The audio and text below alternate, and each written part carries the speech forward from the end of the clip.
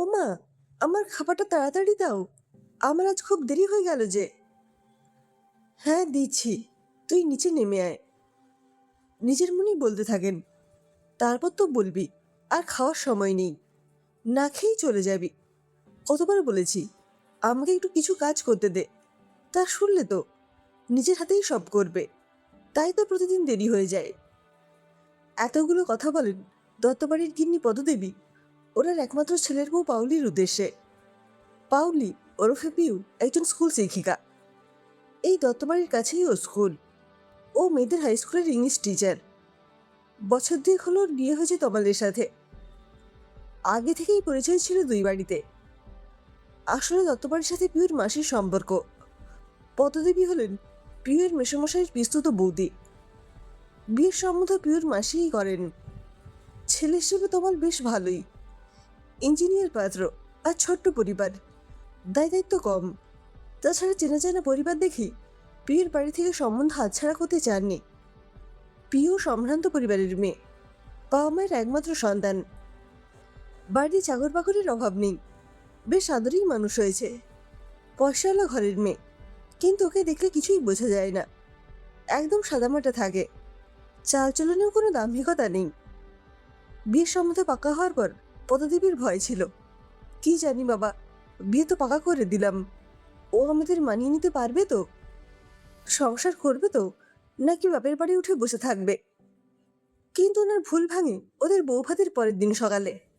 বরাবরই পদদেবী খুব ভোরে ঘুম থেকে ওঠেন, কারণ ছেলে অফিস যাবে আর তার খাবার দাবার করে দিতে হবে তাই। তাছাড়া সংসারের অন্যান্য কাজ সেরে স্নান করে একে পুজো করতে হবে, তারপরে রান্না বসাতেন। এই অভ্যাসটা ওনার অনেক আগে থেকেই ছিল। এখন না হয় ছেলে অফিস যাচ্ছে, আগে তো ছেলের বাবার অফিস, ছেলে স্কুল বা কলেজ ছিল, তাই সময় মতো সব কাজ করতে না পারলে অসুবিধে হয়ে যাবে, তাই ভোর ভোর উঠে কাজে লেগে পড়তেন। এই অভ্যেসটা তখনও বলবৎ ছিল। ছেলের বৌভাতের পরের দিন তখনও আত্মীয় স্বজন দু চারজন বাড়িতে ছিলেন। পদদেবী ভোর ভোর ঘুম থেকে উঠে সকালের কাজগুলো সারছেন। তখনও বাড়ির অন্যেরা ওঠেনি। পিউ ঠিক উঠে এসে পদদেবীকে বললেন, মা বলো কি কাজ করতে হবে, প্রথমে কোনটা করব? বাসি কাপড় কেচে স্নান করে আসবো, নাকি বাসি কাপড়েই সবাইকে চা করে দেব? ওকে এত ভোরে উঠতে দেখে তো পদ্মদেবী প্রথমে অবাক হয়ে যান। বলেন, তুই এত ভোরে উঠলি কেন? যা ঘরে গিয়ে শুয়ে পড়, স্নান পরে করবি। কাপড় তোকে কাচতে হবে না, তুই ছেড়ে রাখ। মোদির মাকে বলছি তোর কাপড় চোপড় সব কাচাকুচি করে দেবে। চা তোকে করতে হবে না, আমি স্নান সেরে পুজো করে সবার জন্য চা করবো খন। পিউ খুব চালাক চতুর মেয়ে। শাশুড়ির কথা শুনেই বুঝে গেছে কোন কাজটা আগে করা উচিত। ও ঝট করে বাথরুমে গিয়ে নিজের বাসি জামা কাপড় ধুয়ে স্নান সেরে নেয়। পরে কাঁচা কাপড় পরে ঠাকুর ঘরে গিয়ে ঠাকুর প্রণাম করে রান্নাঘরে চলে আসে, কিন্তু বুঝতে পারে না কার জন্য কিরকম চা বানাবে। অপেক্ষা করতে থাকে। পদদেবী আসতেই ও জোর করে ওনার কাছ থেকে জেনে নেয় কে কিরকম চা পছন্দ করে। পদ্মদেবী বলেন, আজ সবার জন্য একই রকম দুধ চা কর, তবে তো শ্বশুরের জন্য চিনি আর দুধ ছাড়া চা করতে হবে, আসলে ওনার সুগার আছে তো। পিউ সেদিন এত সুন্দর চা বানিয়েছিল যে সবাই প্রশংসা না করে পারেনি। সেদিনই পদদেবীর ভুল ভাঙে।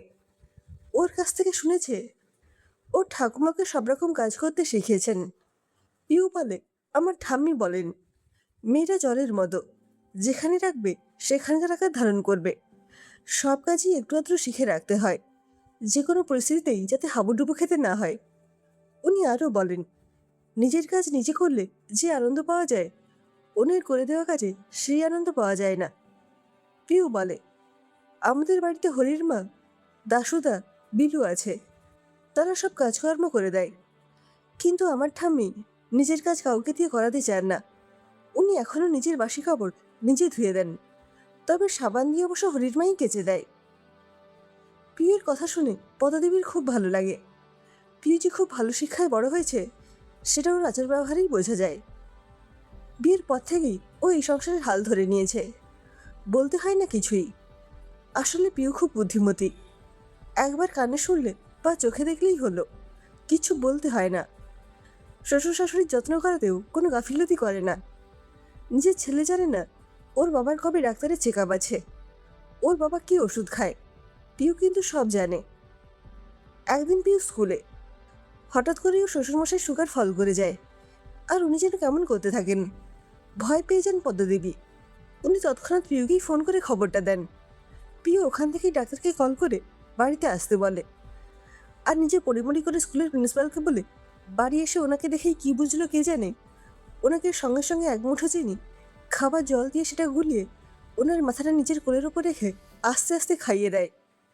ডাক্তার এসে পিউয়ের খুব প্রশংসা করে বলেন, উনি যদি সময় মতো এসে চিনির জল না খাওয়াতেন তাহলে হয়তো ওনাকে বাঁচানো যেত না। পিউ এখন ওনাদের মেয়ে হয়ে গেছে, নিজের ছেলের ওপর কোনো ভরসা নেই যেটা পিউয়ের ওপর আছে। একদিন পদ্মদেবী মারাত্মক জ্বরে কাবু হয়ে পড়েন। সেই সময় পিউ সারা রাত জেগে ওনার সেবা করেছে। ভোরবেলা ওনার পাশে শুয়েই ঘুমিয়ে পড়ে। পদ্মদেবী ঘুম ভেঙে দেখেন ওনার পাশে পিউ কুমড়ো শুয়ে আছে। ওর করুণ মুখটা দেখে পদ্মদেবী সেদিন ওকে খুব করে আদর করে কেঁদে ফেলেন। পিউয়ের ঘুম ভেঙে যায়। ধর্মর করে উঠে বসে বলে, মা তুমি ঠিক আছো তো? একটু চোখটা লেগে গিয়েছিল। পদ্মদেবী সেদিন ওকে জড়িয়ে ধরে কেঁদে ফেলেন। বলেন, কত জন্ম পূর্ণ করলে তবেই তোর মতো মেয়ে পাওয়া যায় রে মা। এমন কত ঘটনা মনে পড়ছে আজ পদ্মদেবীর। আজ উনি হাসপাতালে বসে আছেন ওনার বংশধরের অপেক্ষায়। বেশ কয়েক ঘন্টা পরে পিউ একটা ফুটফুটে কন্যা সন্তানের জন্ম দেয়। আজ খুব আনন্দের দিন। বউ আর নাতনি দুজনেই সুস্থ আছে। পদ্মদেবী দুজনকেই নিজের হাতে পরিচর্যা করছেন। উনি চান ওনার নাতনিও ওর মায়ের শিক্ষায় বড় হোক, মায়ের মতো যেন বিবেক হয়, ও যেন সবাইকে নিয়ে ওর মায়ের মতো সুখে থাকতে পারে। উনি ঠাকুরকে প্রণাম করে বলেন, পিউয়ের মতো বৌমা যেন সবাই পায়, যে মেয়ে হয়ে শ্বশুরবাড়িতে সবাইকে নিয়ে আনন্দে থাকে।